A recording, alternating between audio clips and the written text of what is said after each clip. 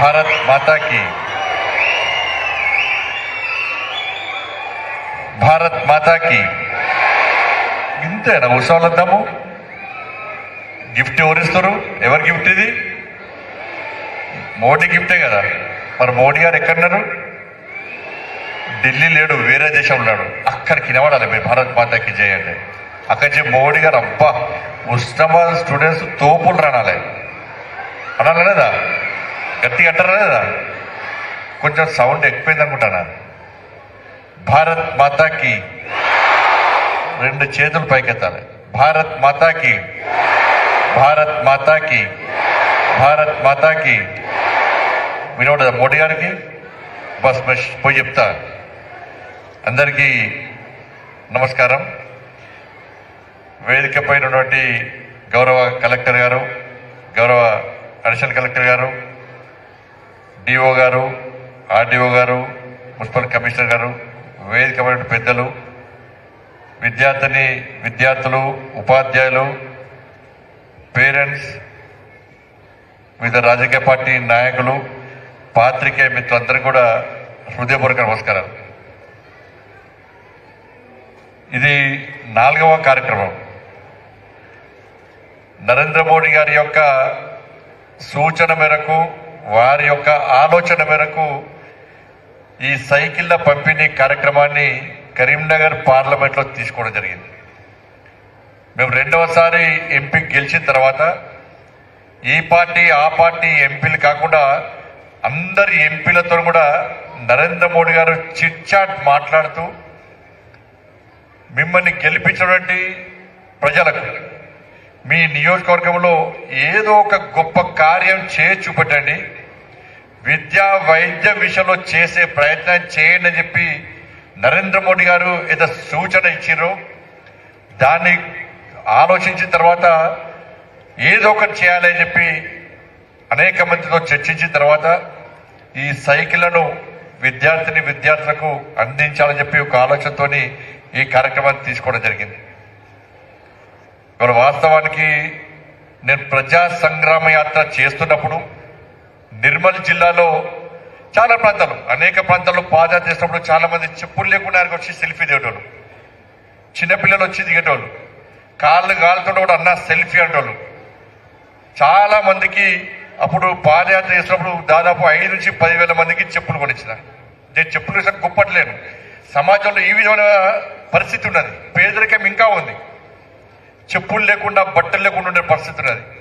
ఇట్నే పాదయాత్ర చేస్తుంటే నిర్మల్లో రామ్ చరణ్ అని చెప్పి ఒక విద్యార్థి, మీరు నమ్మరు అసలు, మధ్యలో మాట్లాడుతున్నాడా? అంతా గవర్నమెంట్ స్కూల్ పిల్లలే కదా, క్రమశిక్షణ మనకే ఉంటుంది కదా, అంతే కదా. మరి మధ్యలో ఎవరు మాట్లాడద్దు. అయితే రామ్ చరణ్ మేము ఆ నిర్మల్లో పాదయాత్ర చేస్తున్నప్పుడు ఆ గ్రామంలో ఒక చెట్టు కింద బీడీ కార్మికులు కూర్చున్నారు. నేను పోయి ఆ బీడీ కార్మికులతో మాట్లాడుతుంటే, ఏమి సార్ రాజకీయ నాయకులు వస్తారు పోతారు, కనీసం మమ్మల్ని పట్టించుకోరు, మళ్ళీ ఎలక్షన్ అప్పుడు వస్తే మళ్ళీ రారు అని చెప్పి వాళ్ళు నన్ను నిలదీసినాడు. నేను చెప్పిన అమ్మాయి ఇప్పుడు ఎలక్షన్స్ లేవు, ఓట్ల కోసం రాలే, మీ కష్టాలు తెలుసుకోవాలి, మీ బాధలు తెలుసుకోవాలని చెప్పి నేను ఎండనక వాననక నీడనక మొత్తం పాదయాత్ర చేస్తూ మీదకి వచ్చిన. ఏం సమస్య ఉందంటే, సార్ మా ఊరి సమస్యలు పక్క పెట్టండి, మా సమస్యలు పక్క పెట్టండి. ఒక పక్క గుడిసె చూడండి సార్, ఆ గుడిసెలో ఒక ముసలం ఉంటుంది, ఒక పిచ్చోడు పిల్లలు ఉంటారు సార్.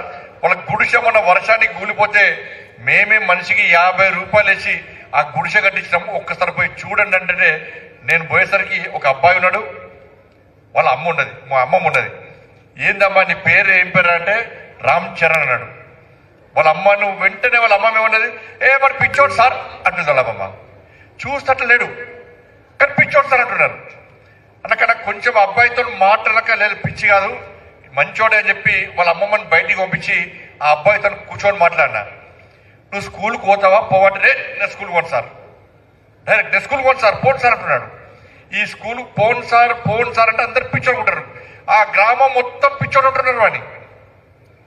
నేను అతను దోస్తాను చేస్తాను మెల్లమెల్లంగా వేరే విషయాలు మాట్లాడి మీ ఫ్రెండ్స్ పేరు చెప్పడమే అన్న. వాళ్ళ ఫ్రెండ్స్ పేరు చెప్పారు. మీ ఫ్రెండ్స్ నీతో బాగుంటారా అంటే బాగుంటారు అన్నాడు. నువ్వు నా దోస్తువా అంటే దోస్తు అన్నాడు. నువ్వు స్కూల్కి పోవాలంటే నీకు ఏం చేయాలి అన్న. నేను స్కూల్కి పోతానంటాడు. అంటే నువ్వు పోకు, స్కూల్కి అసలే పోకు, నీకు ఏమి ఇస్తా స్కూల్కి పోతావంటే అప్పుడు చెప్పాడు, సార్ మాకు 6 దోస్తులం, మేము 5కే సైకిల్ ఉన్నాయి, నా ఒక్కడికే సైకిల్ లేదు. వాళ్ళ సైకిల్ ముడతనని కొడుతున్నారు, ఆ సైకిల్ ముట్టనిస్తలేరు అన్నాడు. అప్పుడు అనుకున్నా వీడికి సైకిల్ కొనిస్తే స్కూల్కి పోతాడు. అప్పుడు అడిగినా, మరి నీకు సైకిల్ కొనిస్తే స్కూల్కి పోతావంటే పోతా సార్ అన్నాడు. వెంటనే తీసుకుపోయి సైకిల్ కొనిస్తాం, స్కూల్కి పోయిన.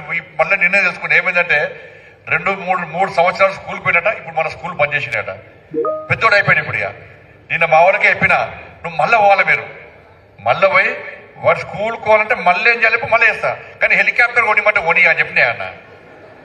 వాడిని మళ్ళీ ఏం కొనిస్తే స్కూల్కి పోతాడో మళ్ళీ పంపించాలి అని చెప్పించి నిన్న అయిపోయినా. మొదటిదాకా స్కూల్కి పోయాడు. అంటే సైకిల్ ఇచ్చేంత మాత్రం స్కూల్ కాదు, మనం ఏదో ఉడతా భక్తి మనం చేస్తుంది తప్ప అనేక కష్టాలు ఉంటాయి.